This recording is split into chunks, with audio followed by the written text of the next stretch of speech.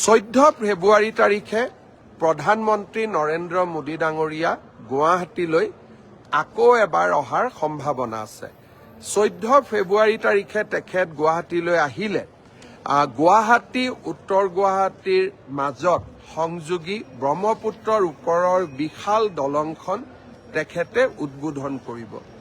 Indian institute of মেনেজমেণ্টৰ যিটো গুৱাহাটীত আমি আৰম্ভ কৰিম তাৰো প্ৰধানমন্ত্ৰী ডাঙৰীয়াই শুভাৰম্ভ কৰিব। 100 ইলেক্ট্ৰিক বাছো তেখেতে অসমক দিব আৰু 14 ফেব্ৰুৱাৰী তাৰিখে আমি আৰু এটা বিশেষ চিন্তা কৰি তেখেতক নিমন্ত্ৰণ কৰিছোঁ। মৰাণত যি আমি এডভান্স লেণ্ডিং ফেচিলিটি বনাইছোঁ, অৰ্থাৎ ভাৰতীয় বায়ুসেনাৰ বিমানসমূহ নেশ্যনেল হাইৱেৰ ওপৰতে নামিব পাৰে। আমি প্ৰধানমন্ত্ৰী ডাঙৰীয়াক অনুৰোধ কৰিছোঁ যে এখন বিমানেৰে তেখেতেও ৰাষ্ট্ৰীয় ঘাইপথত অৱতৰণ কৰিব পাৰিব নেকি, এই চিন্তাও আমাৰ মনত আছে। প্ৰধানমন্ত্ৰী ডাঙৰীয়াক আমি নিমন্ত্ৰণ জনাইছোঁ। মই আশা কৰোঁ যে 14 ফেব্ৰুৱাৰী তাৰিখে অসমৰ ৰাইজে প্ৰধানমন্ত্ৰীৰ পৰা আৰু কেইবাটাও এনেধৰণৰ উপহাৰ লাভ কৰিব। ফেব্ৰুৱাৰী মাহত প্ৰধানমন্ত্ৰী ডাঙৰীয়া সম্ভাৱনা আছে দ্বিতীয়বাৰলৈ অসম ভ্ৰমণৰ বাবে অহাৰ। তেখেত যদি দ্বিতীয়বাৰৰ কাৰণে অসম ভ্ৰমণলৈ আহে, কোকৰাঝাৰ আৰু গেলেফু ভূটানৰ মাজত নতুন ৰেল লাইন এটাৰ তেখেতে আধাৰশিলা স্থাপন কৰিব। বহুত ডাঙৰ প্ৰজেক্ট হ'ব। ভূটানৰ লগত আমি ৰেলেৰে সংযোজিত হ'ম আৰু ৰেলৱে কোচ মেনুফেকচাৰিং ফেক্টৰী এটাও তেখেতে কোকৰাঝাৰত আধাৰশিলা কৰিব।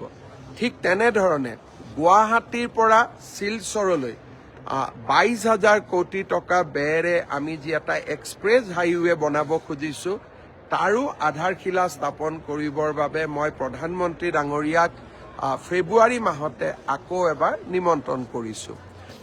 14 ফেব্ৰুৱাৰী তাৰিখে প্ৰধানমন্ত্ৰী নৰেন্দ্ৰ মোদী ডাঙৰীয়া গুৱাহাটীলৈ আকৌ এবাৰ অহাৰ সম্ভাৱনা আছে। 14 ফেব্ৰুৱাৰী তাৰিখে তেখেত গুৱাহাটীলৈ আহিলে গুৱাহাটী উত্তৰ গুৱাহাটীৰ মাজত সংযোগী ব্ৰহ্মপুত্ৰৰ ওপৰৰ বিশাল দলংখন তেখেতে উদ্বোধন কৰিব। ইণ্ডিয়ান ইনষ্টিটিউট অফ মেনেজমেণ্টৰ যিটো গুৱাহাটীত আমি আৰম্ভ কৰিম তাৰো প্ৰধানমন্ত্ৰী ডাঙৰীয়াই শুভাৰম্ভ কৰিব।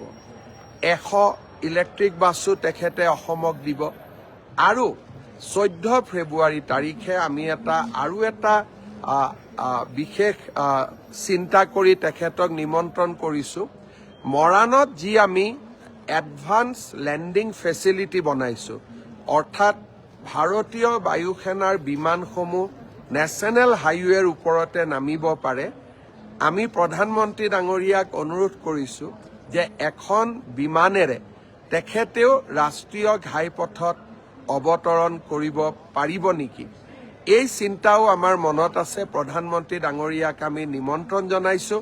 মই আশা কৰোঁ যে 14 ফেব্ৰুৱাৰী তাৰিখে অসমৰ ৰাইজে প্ৰধানমন্ত্ৰীৰ পৰা আৰু কেইবাটাও এনেধৰণৰ উপহাৰ লাভ কৰিব। ফেব্ৰুৱাৰী মাহত প্ৰধানমন্ত্ৰী ডাঙৰীয়া সম্ভাৱনা আছে দ্বিতীয়বাৰলৈ অসম ভ্ৰমণৰ বাবে অহাৰ। তেখেত যদি দ্বিতীয়বাৰৰ কাৰণে অসম ভ্ৰমণলৈ আহে, কোকৰাঝাৰ আৰু গেলেফু ভূটানৰ মাজত নতুন ৰেল লাইন এটাৰ তেখেতে আধাৰশিলা স্থাপন কৰিব। বহুত ডাঙৰ প্ৰজেক্ট হ'ব। ভূটানৰ লগত আমি ৰেলেৰে সংযোজিত হ'ম আৰু ৰেলৱে কোচ মেনুফেকচাৰিং ফেক্টৰী এটাও তেখেতে কোকৰাঝাৰত আধাৰশিলা কৰিব।